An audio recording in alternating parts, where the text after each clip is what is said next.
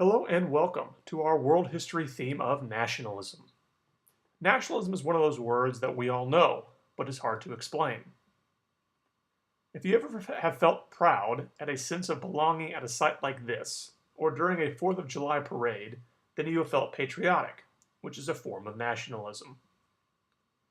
If these images immediately make you think of Texas culture, then you understand a sense of Texas nationalism. And so the idea itself is rather simple, but most people still can't agree on a formal definition of the term because it has so many different iterations. Therefore, it is important for us to try and define this term. Nationalism was arguably the most successful political force of the 19th century. It emerged from two main sources: the Romantic exaltation of feeling and identity.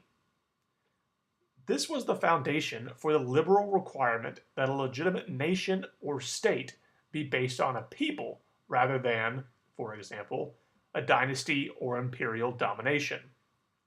So in general, when a government is formed based on following the concepts of the people rather than the demands of leaders' own unique wishes, then it's an example of nationalism. There's a big difference in saying, I'm king of France, versus saying, I'm king of the French. One displays power, the other displays nationalism. Okay, so now let's briefly talk about some different types of nationalism. There are a multitude of types of nationalism, but for now, let's focus on identity nationalism and civic nationalism. Identity nationalism was more of a romantic movement, while civic nationalism was more of a liberal movement. However, both romantic identity nationalism and liberal civic nationalism were essentially middle-class movements. So when looking at civic nationalism, looking at the French method of inclusion helps us make the most sense of it. Essentially, that anyone who accepts loyalty to the French state was a citizen. That's what the inclusion civic French method means. In practice, this meant the enforcement of a considerable degree of uniformity. For instance, the destruction of regional languages. Now, the United States can also be seen to have eventually adopted this ideal of civic inclusive nationalism. The German method, required by political circumstance, was to define the nation in ethnic terms. Ethnicity, in practice, came down to speaking German and perhaps having a German name. For the largely German-speaking Slavic middle classes of Prague, Austria, or others who took up this nationalistic ideal, the ethnic aspect became even more important than it had been for the Germans.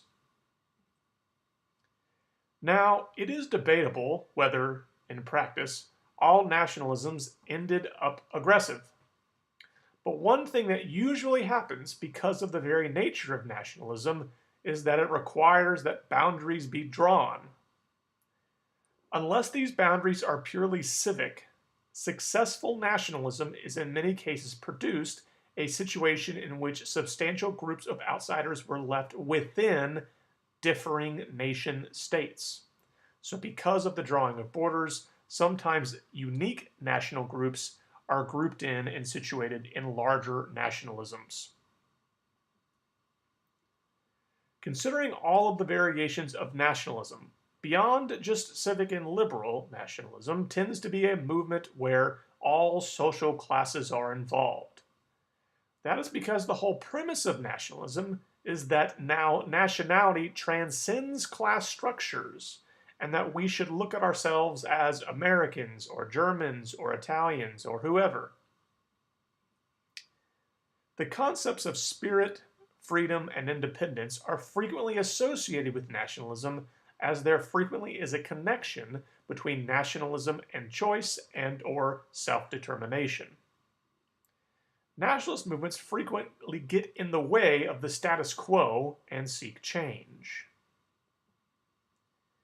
As John Stuart Mill said, a feeling of nationality can come from many things: community, language, geographical limits, or others.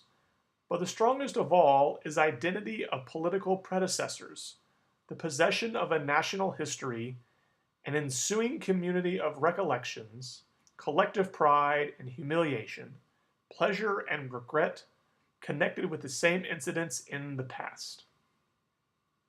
And so concludes our lesson on the world history theme of nationalism.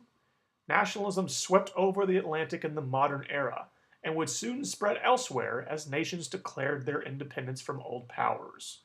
It connected people with a mutual identity and gave them a sense of belonging as it became a powerful force of change throughout history.